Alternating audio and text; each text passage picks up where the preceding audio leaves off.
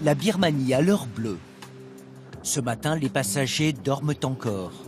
Le Strand, le bateau de croisière, s'apprête à accoster sur la rive orientale du fleuve Irrawaddy. Où attendent ces calèches? Elles vont amener les passagers pour une balade dans ce qui fut une somptueuse capitale du royaume birman pendant plus de 300 ans. D'Ava, il ne reste pas grand-chose. Entre sérénité du paysage et stupas colorés, il n'y a guère plus que des ruines. Les Birmans semblent vivre avec leur temps. Ils ont maintenant des téléphones portables. Et en même temps, il reste ici un côté très traditionnel.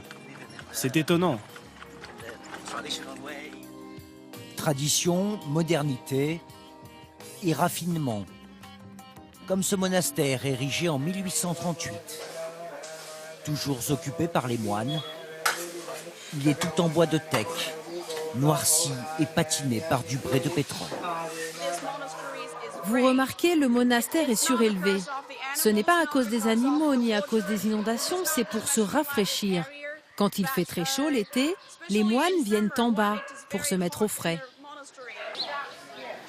Regardez cette pagode qui est encore en bois, qui est préservée comme ça, c'est juste incroyable de pouvoir visiter ça. On a vraiment de la chance. Les couleurs et tout sont vraiment magnifiques aujourd'hui. Et tout ça au milieu de la campagne birmane. Exactement. À quelques galops de là, un autre monastère.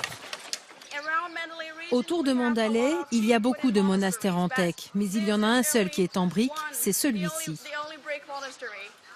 Voulu par une femme, l'épouse du roi, il a résisté au temps et au séisme. En 1839, un tremblement de terre a quasiment tout détruit de la splendide cité du fleuve. Elle était aussi appelée Ratnapura, la ville des gemmes. La Birmanie a toujours été un des pays les plus riches au monde en pierres précieuses. Rubis, saphirs et pierres de jade. Elle se décline en plusieurs nuances de vert. Et voici le plus grand marché de jade au monde, il est à Mandalay. Pierres brutes ou taillées, bijoux ou sculptures, la jadéite de Birmanie est sans aucun doute la plus belle. Tous les jours, 100 000 vendeurs, 200 000 visiteurs s'y pressent. Ce labyrinthe, Nyatmo, 50 ans, le connaît bien. Je suis là tous les jours à partir de 6 h du matin. Certains jours, je peux gagner jusqu'à 1 000 €. Avec ma lampe, je regarde si la pierre est transparente et s'il n'y a pas de fissure à l'intérieur. Je vais te prendre celle-ci, je te donne 9 €, ça va? Une fois choisie et avant de revendre la pierre brute semi-précieuse, Nyantmo va la tailler et la polir lui-même. Il faut dire qu'il est dans le métier depuis l'âge de 10 ans. Il en tire 5 pierres qu'il va essayer de vendre dans des bijouteries comme celle de Monsieur Ming.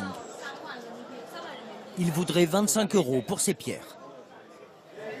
Vous voyez ce qu'il m'apporte? C'est cette pierre de jade.